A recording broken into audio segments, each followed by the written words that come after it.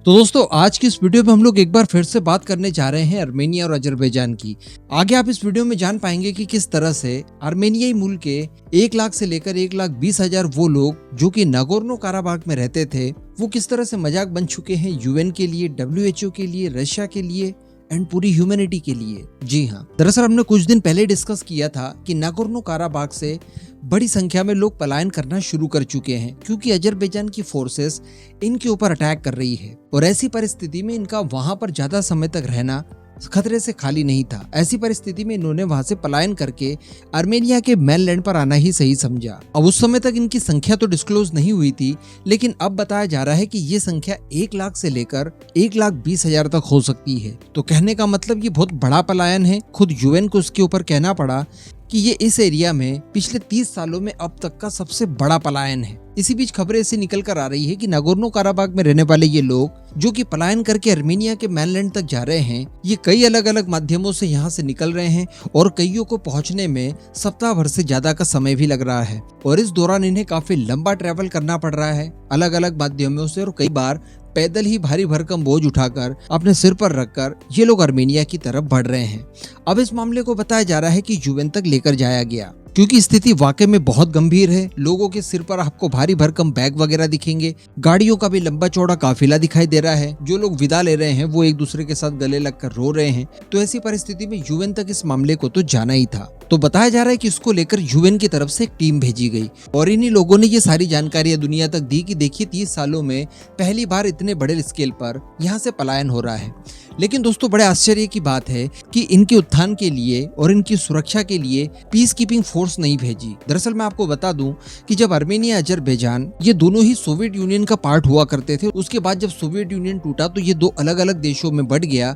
तो officially Nagorno Karabakh Azerbaijan का हिस्सा है, लेकिन चूंकि वहां पर आर्मेनियाई मूल के लोग ज्यादा रहते हैं इस वजह से इसका कंट्रोल 90 के दशक में आर्मेनिया के हाथों में आ गया था। इसके लिए भी काफी लंबी लड़ाई लड़नी पड़ी और लगभग 4 सालों तक उस समय ये युद्ध चला था, जिसके बाद एक बातचीत हुई, जिसके बाद बातचीत के माध्यम से युद्ध को रुकवाया गया और दोनों देशों के बीच में पीस एस्टेब्लिश हुई और इस इलाके के ऊपर आर्मेनिया का आधिपत्य हो गया, जिसे कि 2020 में दोबारा युद्ध छिड़कर अजरबैजान ने अपने कब्जे में वापस से ले लिया। चलिए कोई दिक्कत नहीं है अगर वापस कब्जा कर भी लिया था, लेकिन इसका मतलब ये नहीं हो सकता कि वहाँ के आम लोगों के ऊपर अटैक किए जाएं और उन्हें वहाँ से पलायन करने के लिए बाध्य कर दिया जाए। और अगर ऐसी कंडीशन आई भी है कि अजरबैजान द्वारा लगातार इन लोगों के ऊपर अटैक करके इन्हें वहाँ से पलायन करने के लिए मजबूर कर भी दिया गया, तो यूएन ने रिस्पॉन्सिबिलिटी लेनी चाहिए थी और यूएन ने इन लोगों को सुरक्षा देनी चाहिए थी, जिसके लिए यूएन अपनी पीस कीपिंग फोर्स भी भेज सकता था। यूएन के पास अपनी एक पीस कीपिंग फोर्स है जिसमें कई सारे भारतीय सोल्जर्स भी हैं, तो वो स्पेशली होती ही है इस तरह के मैटर्स को सुलझाने के लिए।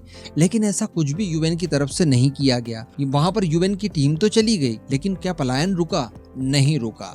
इसके बाद अगला मजाक WTO ने भी किया। ऑब्वियसली अगर इतने बड़े स्केल पर अगर वहां से पलायन किया जा रहा है और सैकड़ों किलोमीटर दूर का सफर उन्हें तय करना पड़ रहा है और जैसा मैंने अभी आपको बताया कि कई लोग पैदल ही जा रहे हैं बोझा ढोकर, तो डेफिनेटली इन्हें स्वास्थ्य संबंधित प्रॉब्लम्स आ सकती है। तो इन सब के लिए WHO की टीम भी वहां पहुंच गई है, इनका निरीक्षण किया जा रहा है, इनके पानी वगैरह की सुविधाएं की जा रही है ताकि ये लोग आसानी से पलायन कर सके। इससे बड़ा मजाक कोई अन्य दूसरा नहीं हो सकता। इसके बाद बताया जा रहा है कि आर्मेनिया अब इंटरनेशनल कोर्ट ऑफ जस्टिस जाएगा और वहां पर आर्मेनिया की तरफ से ये अपील की जाएगी कि इस क्षेत्र में यानी नागोर्नो काराबाख में जो अजरबैजान की फोर्स है उन्हें वहां से हटने के लिए आदेशित किया जाए। और साथ ही आर्मेनिया की तरफ से ये मांग भी रखी गई है कि नागोर्नो काराबाख के इलाके में संयुक्त राष्ट्र को पहुंच दी जाए, यानी यूएन कभी भी इस इलाके में आ सकता है, परिस्थितियों का जायजा ले सकता है और उसके अनुरूप काम कर सकता है। और इंटरनेशनल कोर्ट ऑफ जस्टिस जाने के पीछे आर्मेनिया का मकसद यही था क्योंकि इसी साल फरवरी मंथ में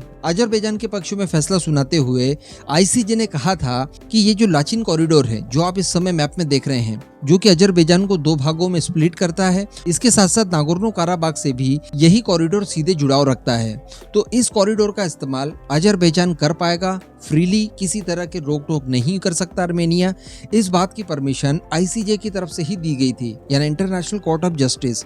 तो अब आर्मेनिया वहां पर जाकर बताएगा कि देखिए आपने जैसे ही परमिशन दी, इनकी कनेक्टिविटी वहां पर बढ़ी, इन्होंने पहले डिप्लॉयमेंट किया, उसके बाद इनोसेंट लोगों के ऊपर अटैक किया और आज परिस्थितियां ये आ गई है कि 1,20,000 तक की संख्या में लोग वहां से पलायन करने के लिए मजबूर हैं। अगर ये इलाका चलिए अजरबैजान का है, लोग रहने वाले आर्मेनियाई मूल के हैं जो कि सदियों से रह रहे हैं, तो इसका मतलब ये तो नहीं है कि उन्हें यहाँ से निकाल दिया जाए, लेकिन उन्हें इस तरह से मजबूर करना ये गलत बात है और इसी बात को लेकर आईसीजे जाने की बात कर रहा है आर्मेनिया। इसके बाद अगला मजाक किया है रशिया ने। दरअसल संडे के दिन रशिया की एक समाचार एजेंसी द्वारा देर रात को आर्मेनिया की सरकार के हवाले से नागोर्नो काराबाख को लेकर एक रिपोर्टिंग की गई, जिसमें कहा गया कि स्थानांतरित होने के इच्छुक लोग स्थानांतरित करने की प्रक्रिया को लगभग खत्म कर रही है। यानी रशिया वो जिसकी फोर्स यहाँ पर पीस कीपर बनी बैठी है, जिसके कंधों पर यह जिम्मेदारी थी कि इन आर्मेनियाई मूल के लोगों की रक्षा करे, लेकिन उन्होंने ऐसा कुछ तो किया नहीं, बल्कि रिपोर्टिंग ये कर रहे हैं कि देखिए आर्मेनिया जाने के लिए जो लोग इच्छुक थे, बताइए